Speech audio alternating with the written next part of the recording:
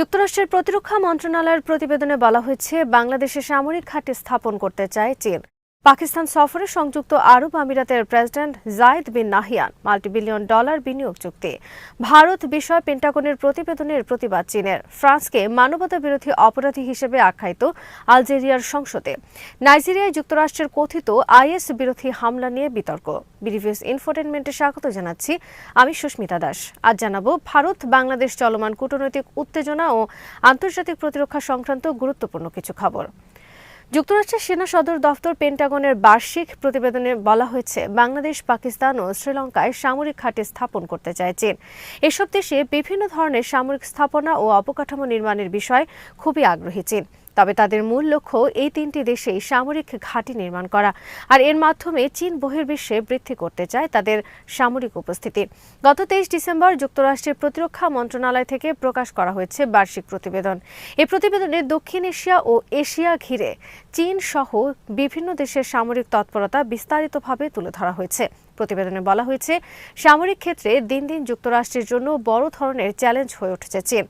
পাকিস্তান ও দক্ষিণ এশিয়া ও এশিয়ায় চীনের সহায়তায় সামরিক ক্ষেত্রে নতুন মাত্রা লাভ করেছে। চীনের এখন অন্যতম লক্ষ্য বিমান ও নৌশক্তিতে উন্নতি এবং ভারত মহাসাগরে আধিপত্য বিস্তার করা। এ লক্ষ্যে পাকিস্তানের সাথে দীর্ঘদিনের কৌশলগত সম্পর্ক আরও নতুন মাত্রায় নিয়ে যাচ্ছে পাকিস্তান। চীনের সহায়তায় পাকিস্তান সামরিক খাতে আকস্মিক উন্নতি লাভ করেছে। পাকিস্তানের পাশাপাশি চীন বর্তমানে বাংলাদেশ ও শ্রীলঙ্কা ঘিরেও নতুন প্রতিরক্ষা পরিকল্পনা গ্রহণ করেছে। এসব দেশকে চীন ভারতের বিরুদ্ধে সামরিকভাবে শক্তিশালী করতে চায়। চীনের বৃহত্তর সামরিক পরিকল্পনায় অ্যাঙ্গোলা, ইন্দোনেশিয়া ও আফ্রিকার কয়েকটি দেশও রয়েছে। পেন্টাগনের প্রতিবেদনে বলা হয়েছে, পাকিস্তান, বাংলাদেশ, মালয়েশিয়া এবং থাইল্যান্ডের নৌবাহিনীতে যুক্ত হয়েছে চীনা অনেক সমরাস্ত্র। বিশেষ করে এসব দেশ চীন থেকে ফ্রিগেট ও সাবমেরিন সংগ্রহ করেছে। 2017 সালে চীন পাকিস্তানের কাছে 4টি এবং 2018 সালে বাংলাদেশের কাছে 2টি ফ্রিগেট বিক্রি করেছে। চীন পাকিস্তান অর্থনৈতিক করিডোর গদর বন্দর নির্মাণের মাধ্যমে চীন পাকিস্তানের মধ্য দিয়ে বর্তমানে সরাসরি আরব সাগরে পৌঁছে যাচ্ছে। চীন সরাসরি এসব দেশে বর্তমানে সামরিকভাবে উপস্থিত না থাকলেও অ্যান্টি পাইরেসি সহ বিভিন্নভাবে দেশগুলোর সাথে সামরিক সম্পৃক্ততা বৃদ্ধি করেছে। সমর বিশ্লেষকদের মতে, শ্রীলঙ্কা ও বাংলাদেশে চীন সামরিক ঘাঁটি করতে চায় বলে যে আশঙ্কা করেছে যুক্তরাষ্ট্র, তা সহজ নয় চীনের জন্য। বাংলাদেশ ও শ্রীলঙ্কার যে কোনো সরকারের পক্ষে এ ধরনের সিদ্ধান্তের ক্ষেত্রে আঞ্চলিক নানা টানাপোড়েন সৃষ্টি হবে। তবে চীন চেষ্টা চালিয়ে যাবে এসব দেশের সাথে প্রতিরক্ষা সম্পর্ক উন্নয়নের। পেন্টাগনের বার্ষিক প্রতিবেদনে চীন সম্পর্কে যেসব দাবি করেছে যুক্তরাষ্ট্র, তার কয়েকটি বিষয়ে প্রতিবাদ জানিয়েছে চীন। বিশেষ করে ভারতের সাথে সম্পর্কের বিষয়ে পেন্টাগনের মূল্যায়ন প্রত্যাখ্যান করে বিবৃতি প্রকাশ করেছে চীনা পররাষ্ট্র মন্ত্রণালয়। চীন বিষয়ে পেন্টাগনের রিপোর্টের এক অংশে দাবি করা হয়েছে, ভারতের সঙ্গে সীমান্ত উত্তেজনা কমিয়ে ভারত যুক্তরাষ্ট্র সম্পর্ক দুর্বল করতে চাইছে চীন। সেই সঙ্গে সামরিক ও গোয়েন্দা তৎপরতার ক্ষেত্রে পাকিস্তানের সঙ্গে তাদের ঘনিষ্ঠতা সমান তালে বেড়ে চলেছে, যা ভারতের জন্য উদ্বেগজনক। এছাড়া রিপোর্টে বলা হয়, আগামী কয়েক বছরে যে সমস্ত লক্ষ্য নিয়ে বেইজিং সামনে এগোচ্ছে, তার মধ্যে অন্যতম হল ভারতের অরুণাচল প্রদেশকে নিজেদের দখলে নেওয়া। পেন্টাগনের রিপোর্টের এই দাবির বিষয়ে বৃহস্পতিবার সংবাদ মাধ্যমে একটি বিবৃতি জারি করেছে চীনা পররাষ্ট্র মন্ত্রণালয়। মন্ত্রণালয়ের মুখপাত্র লি জিয়ান বলেছেন, চীনের প্রতিরক্ষা নীতিকে বিকৃত করা হয়েছে পেন্টাগনের রিপোর্টে। অন্য দেশের সঙ্গে চীনের সম্পর্কে এই রিপোর্ট বিরোধের বীজ বপন করেছে। এভাবে আসলে সামরিক আধিপত্য বজায় রাখার অজুহাত খুঁজছে আমেরিকা। বেইজিংয়ের বিবৃতিতে বলা হয়েছে, কৌশলগতভাবে এবং দূরদর্শিতার ভিত্তিতে ভারতের সঙ্গে সম্পর্ক রক্ষা করে চলে চীন। কথোপকথন আরও জোরদার করতে, পারস্পরিক ভরসা এবং সহযোগিতা বৃদ্ধি করতে এবং যাবতীয় বিরোধ মেটাতে তারা প্রস্তুত। ভারতের সঙ্গে স্থিতিশীল দ্বিপাক্ষিক সম্পর্ক চায় চীন। দুই দেশের সীমান্ত পরিস্থিতিও আপাতত স্থিতিশীল। এ বিষয়ে অন্য যে কোনো দেশের ভিত্তিহীন ও দায়িত্বজ্ঞানহীন মন্তব্যের বিরোধিতা করছে বেইজিং। শুক্রবার পাকিস্তান সফর করেছেন সংযুক্ত আরব আমিরাতের প্রেসিডেন্ট শেখ মোহাম্মদ বিন জায়েদ আল নাহিয়ান। সংযুক্ত আরব আমিরাতের প্রেসিডেন্ট হিসেবে এটা তার প্রথম পাকিস্তান সফর। পাকিস্তানের পক্ষ থেকে এই সফরকে ঐতিহাসিক হিসেবে আখ্যায়িত করা হয়েছে। নাহিয়ানকে দেওয়া হয়েছে চোখ ধাঁধানো সংবর্ধনা। রাজধানী ইসলামাবাদে ছুটি ঘোষণা করা হয়েছে এবং গোটা রাজধানীকে সজ্জিত করা হয়েছে আমিরাত প্রেসিডেন্টের আগমন উপলক্ষে।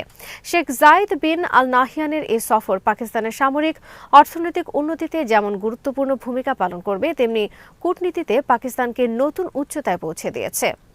পাকিস্তানের ডন পত্রিকার খবরে বলা হয়েছে, সফরের আগের দিন সংযুক্ত আরব আমিরাতের প্রেসিডেন্ট পাকিস্তানে $10 বিলিয়ন বিনিয়োগের ঘোষণা দিয়েছেন। জায়েদ বিন নাহিয়ান শুক্রবার পাকিস্তান থেকে দেশে ফেরার পর তিনি সংযুক্ত আরব আমিরাত সফরে যান পাকিস্তানের তত্ত্বাবধায়ক প্রধানমন্ত্রী আনোয়ারুল হক। জায়েদ বিন নাহিয়ান ও আনোয়ারুল হক আবুধাবিতে $multi-billion সমঝোতা স্মারকে স্বাক্ষর করেন। এতে পাকিস্তানের জ্বালানি, বন্দর ব্যবস্থাপনা, পানি শোধন, খাদ্য নিরাপত্তা, খনিজ সম্পদ, কৃষি, প্রযুক্তি, অবকাঠামো, ব্যাংকিং ও অর্থনৈতিক সহ বিভিন্ন খাতে সংযুক্ত আরব আমিরাতের বিনিয়োগের কথা বলা হয়েছে। বন্যা সহ বিভিন্ন প্রাকৃতিক দুর্যোগ ও রাজনৈতিক অস্থিতিশীলতার কারণে অনেকদিন ধরে মারাত্মক অর্থনৈতিক সংকটের মধ্য দিয়ে যাচ্ছিল পাকিস্তান। এই অবস্থায় সংযুক্ত আরব আমিরাতের মতো ধনকুবের একটি দেশের সর্বোচ্চ নেতার পাকিস্তান সফর দেশটির জন্য একটি গুরুত্বপূর্ণ ঘটনা। সংযুক্ত আরব আমিরাত পাকিস্তানের অন্যতম বাণিজ্যিক অংশীদার। দেশটির 18 লাখ জনশক্তি কর্মরত আমিরাতে। এসব সম্পর্ক আরও জোরদার হবে নাহিয়ানের এই সফরে।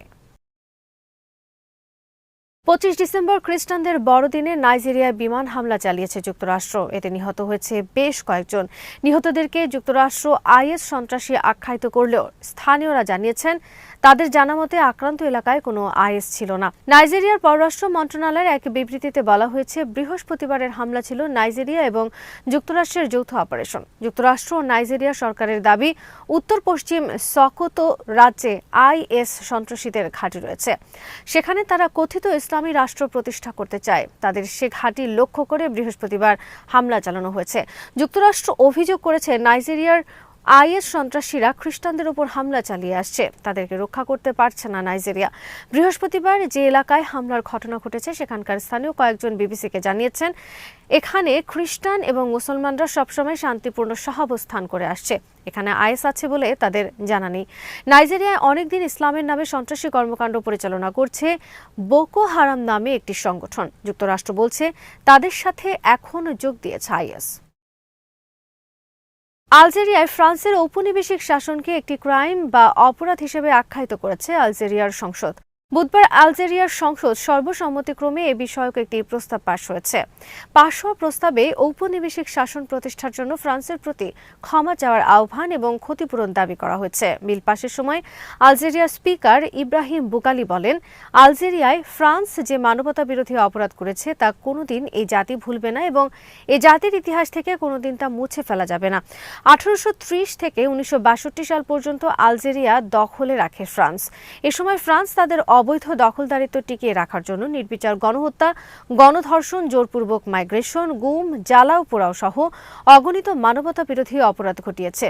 এছাড়া 100 বছরের বেশি সময় ধরে ফ্রান্স আলজেরিয়ায় করেছে লুটপাট, শোষণ আর সম্পদ পাচার। 1954 সাল থেকে 1962 সাল পর্যন্ত আলজেরিয়ানরা ফ্রান্সের বিরুদ্ধে স্বাধীনতা যুদ্ধ পরিচালনা করে। আলজেরিয়ার এই স্বাধীনতার আকাঙ্ক্ষা দমন করে সেখানে ঔপনিবেশিক শাসন টিকিয়ে রাখার জন্য 15 লাখ মানুষ হত্যা করে ফ্রান্স। বস্তুত যে ইউরোপ বর্তমানে নিজেদের সভ্য, শিক্ষিত আর উন্নত দাবি করে, তাদের পূর্বপুরুষদের ইতিহাস মূলত এশিয়া, আফ্রিকা ও দক্ষিণ আমেরিকায় কোটি কোটি মানুষ হত্যা আর লুটপাটের ইতিহাস। Britain, Spain, Netherland, Portugal, Germany সবার একই ইতিহাস। ইউরোপ ধনী হয়েছে এশিয়া, আফ্রিকা ও দক্ষিণ আমেরিকার সম্পদ লুট করার মাধ্যমে। তবে পরপর 2টি বিশ্বযুদ্ধে ধ্বংস হয়ে গেছে ইউরোপের সেই লুটের সম্পদের পাহাড়। আজ এখানে শেষ করছি। সমরাস্ত্র, প্রতিরক্ষা ও কূটনীতির নানা তথ্য জানতে চোখ রাখুন বিডিভিউজ ইনফোটেইনমেন্টে। চ্যানেলটি ভালো লাগলে সাবস্ক্রাইব করুন। সংযুক্ত থাকুন আমাদের ফেসবুক পেজে।